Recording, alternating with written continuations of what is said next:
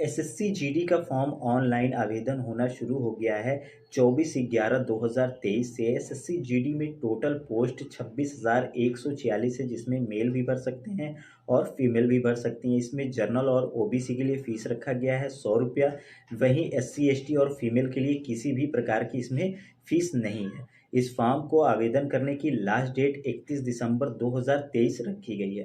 तो चलिए आज हम लोग इसका सारा का सारा प्रोसेस जानेंगे कि आप घर बैठे अपने मोबाइल या कंप्यूटर से इस फॉर्म को कैसे आवेदन कर सकते हैं।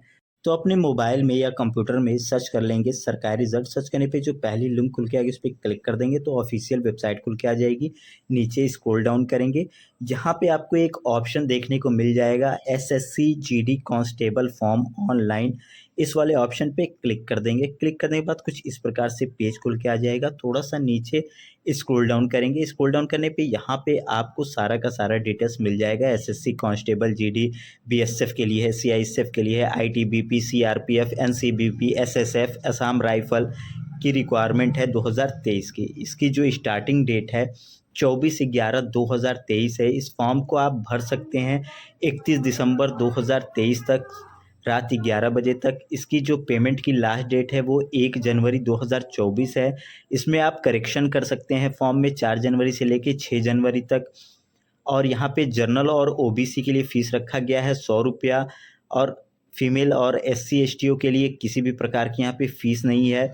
आप इसका एग्ज़ाम का जो डेट है वो 20 फरवरी से लेके 12 मार्च तक का है। Admit card before exam available होगा। इसमें जो आपका एज मांगा है वो कम से कम 18 साल होना चाहिए और ज़्यादा से ज़्यादा 23 साल होना चाहिए। और इसमें एज रिलैक्सेशन भी मिलेगा ओबीसी और एससी एसटीओ के लिए। इसमें टोटल पोस्ट 26,146 है। यहाँ पे आपको सारा का सारा डिटेल्स देखने को मिल जाएगा कि बीएसएफ के लिए कितनी सीट है, सीआईएसएफ के लिए कितनी पोस्ट है, एसएसबी के लिए कितनी है, आईटीबीपी के लिए, असम राइफल के लिए कितनी पोस्ट है। यहाँ पे आपको कैटेगरी वाइज मिल जाएगा कि कितनी कितनी पोस्ट है, जनरल के लिए कितना है, ईडब्ल्यूएस के लिए कितना है, ओबीसी के लिए, एससी के लिए, एसटी के लिए, फीमेल के लिए। यहाँ पे आपको सारा का सारा आपको डिटेल्स मिल जाएगा। आप इसको एक बार अच्छे से रीड कर लीजिएगा, देख लीजिएगा, फिर उसके हिसाब से अपना पोस्ट चूज़ कर लीजिएगा। फिर यहाँ पे थोड़ा सा नीचे स्क्रॉल डाउन करेंगे तो यहाँ पे फिजिकल एलिजिबिलिटी है। यहाँ पे आपसे हाइट मांगा है मेल पर्सन के लिए 170 सेंटीमीटर, वहीं चेस्ट मांगा है 80 सेंटीमीटर से 85 सेंटीमीटर। रनिंग मांग रहा है 5 किलोमीटर 24 मिनट में। एसटी वालों के लिए 162.5 सेंटीमीटर हाइट मांगा है। चेस्ट मांगा है 76 से 80। रनिंग सेम मांगा है। फीमेल के लिए 157 सेंटीमीटर हाइट मांगा है और 1.6 किलोमीटर रनिंग मांगा है 8.5 मिनट्स में। और यहाँ पे एसटी के लिए 150 सेंटीमीटर की हाइट मांगा है और रनिंग जो है वो सेम मांगा है। ये एसटी फीमेल के लिए है। फिर थोड़ा सा आप नीचे स्क्रॉल डाउन करेंगे, यहाँ पे how to fill SSC GD requirement online के बारे में थोड़ा सा डिटेल से उसको पढ़ लीजिएगा। पढ़ लेने के बाद यहाँ पे अप्लाई ऑनलाइन फॉर्म का ऑप्शन दिखा रहा है। यहाँ पे क्लिक हेयर का आगे एक ऑप्शन दिखा रहा है, तो वहाँ क्लिक हेयर पे क्लिक कर देंगे तो इस तरीके से एसएससी की ऑफिशियल वेबसाइट खुल के आ जाएगी। अगर आपके पास यूज़र नेम और पासवर्ड ऑलरेडी होगा तो यहाँ से अपना यूज़र नेम और पासवर्ड डाल के कैप्चा कोड डाल के लॉगिन कर लेंगे। अगर आपके पास पासवर्ड नहीं है या यूज़र नेम नहीं है तो यहाँ पे नीचे आपको ऑप्शन दिया है, यहाँ से आप फॉरगेट भी कर सकते हैं। फिर अगर आप फर्स्ट टाइम आए हैं, इसको फर्स्ट टाइम ऑनलाइन फॉर्म भरना चाहते हैं एसएससी का, तो यहाँ पे आपको ऑप्शन एक दिख रहा है नीचे न्यू यूज़र रजिस्ट्रेशन का। तो यहाँ पे आप नए यूज़र हैं तो यहाँ पे न्यू यूज़र रजिस्ट्रेशन वाले ऑप्शन पे क्लिक करेंगे। क्लिक कर देने के बाद इस तरीके से आपका फॉर्म खुल के आ जाएगा। यहाँ पे आपसे पूछ रहा है कि क्या आपके पास आधार कार्ड है। अगर आपके पास आधार कार्ड का नंबर अवेलेबल है तो यहाँ पे यस कर दीजिएगा। फिर यहाँ पे आपको अपना आधार नंबर डाल देना है। फिर नीचे वेरीफाई कर देना है उसी आधार नंबर को डाल के। फिर यहाँ पे नीचे आपको अपना नाम डाल देना है, जो हाई स्कूल की सर्टिफिकेट में जैसे आपका नाम होगा सेम वैसे नाम डाल देंगे। फिर यहाँ दोबारा वेरीफाई कर देंगे नाम डाल के। पूछ रहा है कि आपने नाम चेंज किया है, अगर किए हैं तो यस कर देंगे, नहीं तो नो रहने देंगे। फिर यहाँ पे आपसे आपका फादर का नेम पूछ रहा है तो यहाँ पर अपना फादर नाम डाल देंगे हाई स्कूल की सर्टिफिकेट के हिसाब से। फिर वेरीफाई करा देंगे। फिर यहाँ मदर नेम डाल देंगे। फिर यहाँ पर दोबारा अपना मदर नेम वेरीफाई करा देंगे। फिर यहाँ पे अपनी अपनी डेट ऑफ बर्थ चूज़ कर लेंगे। फिर नीचे यहाँ पे भी डेट ऑफ बर्थ अपना चूज़ कर लेंगे सेम। फिर यहाँ से अपना एजुकेशन बोर्ड चूज़ कर लेंगे। आपका जो भी बोर्ड होगा एजुकेशन बोर्ड उसको यहाँ से चूज़ कर लेंगे। फिर नीचे सेम एजुकेशन बोर्ड वेरीफाई करा लेंगे। फिर यहाँ पे अपना रोल नंबर हाई स्कूल का यहाँ पे अपना डालना है, मैट्रिक का यहाँ पे अपने हाई स्कूल का रोल नंबर डाल देंगे। फिर यहाँ पे वेरीफाई करा देंगे रोल नंबर को। फिर यहाँ पे पासिंग ईयर पूछ रहा है, कब आप पास हुए उसको चूज़ कर लेंगे। फिर यहाँ पे दोबारा से चूज़ कर लेंगे। फिर यहाँ पे आपका जेंडर पूछ रहा है तो यहाँ चूज़ कर लेंगे, फिर वेरीफाई करा देंगे। उसके बाद आपसे पूछ रहा है आपकी एजुकेशन क्वालिफ़िकेशन, तो जो भी होगी आपकी एजुकेशन यहाँ से चूज़ कर लेंगे। जो भी होगा high school, 12th, diploma, graduation, post graduate, PhD जो होगा चूज़ कर लेंगे। चूज़ कर लेने के बाद यहाँ पे अपना मोबाइल नंबर डाल देंगे। फिर अपना मोबाइल नंबर यहाँ वेरीफाई कर देंगे। फिर अपनी ईमेल आईडी यहाँ पे डाल देंगे। फिर उस ईमेल आईडी को नीचे वेरीफाई कर देंगे। वेरीफाई कर देने के बाद अपना रेजिडेंशियल स्टेट चूज़ कर लेंगे, जिस भी स्टेट के होंगे उसको चूज़ करने के बाद यहाँ पे सेव का जो ऑप्शन दिख रहा है वहाँ से आपको ये सेव कर देना है। सेव कर देने के बाद आपका रजिस्ट्रेशन नंबर और पासवर्ड शो होने लगेगा, उसको नोट करके रख लेंगे।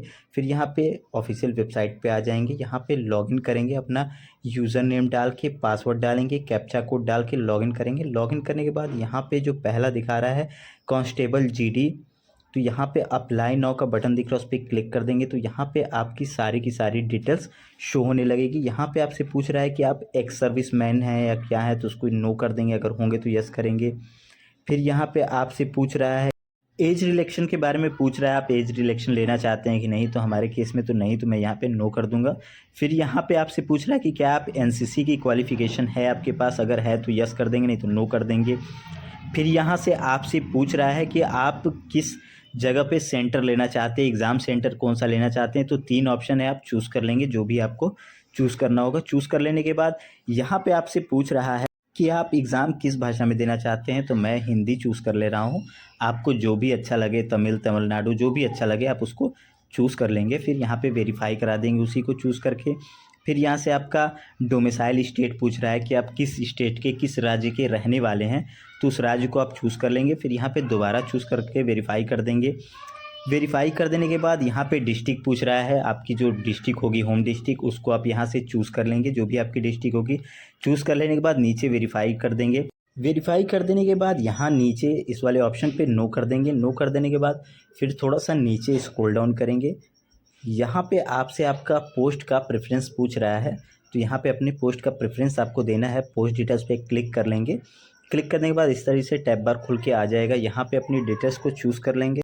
चूज़ कर लेने के बाद यहाँ से आप इस टैब बार को क्लोज़ कर देंगे। क्लोज़ कर देने के बाद यहाँ पे आपको उस टैब को यहाँ पे 1 बाय 1 भरना है। आप जो भी प्रेफरेंस में पोस्ट में पहले भरना चाहते हैं तो उसका पहला वर्ड यहाँ पे आपको पहले डालना है। जैसे मैंने डाल दिया, बी डाल दिया, एफ डाल दिया, ए डाल दिया, इसी तरह मतलब आपको अपना सारा का सारा यहाँ पे डिटेल्स डाल देना है।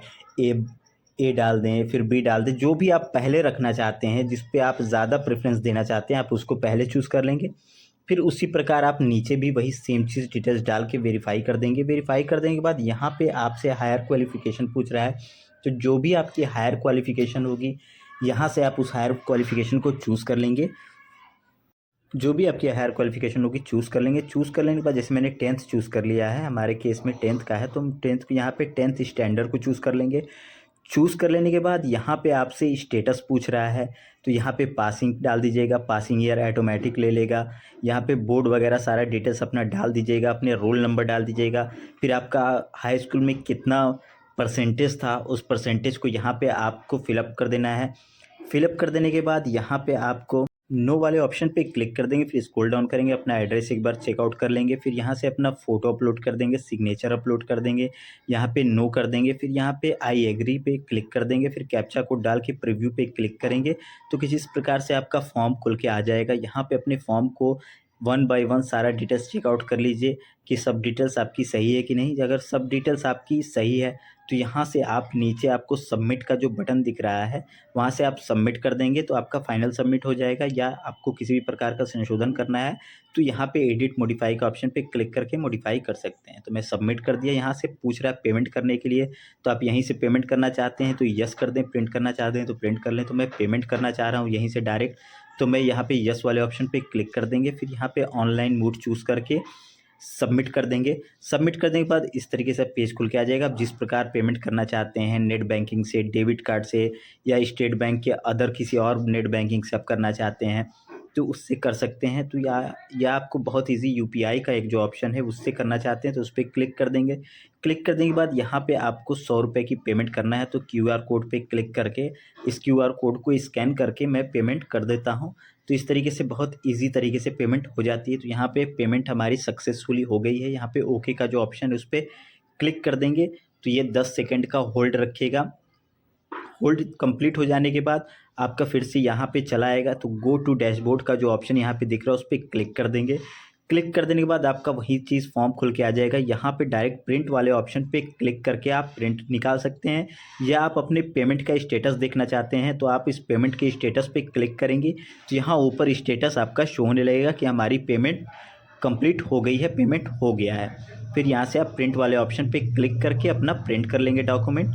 तो इस तरीके से आप अपना एसएससी जीडी का फॉर्म ऑनलाइन आवेदन कर सकते हैं घर बैठे। आप बहुत इजी मोबाइल से भी कर सकते हैं या आप अपने कंप्यूटर से भी कर सकते हैं। तो अगर आपको ये जानकारी पसंद आई है तो ज़्यादा से ज़्यादा लोगों से शेयर करें और साथ ही साथ हमारे इस चैनल को सब्सक्राइब ज़रूर करें। आपके लिए ऐसी जानकारी हम लाते रहते हैं।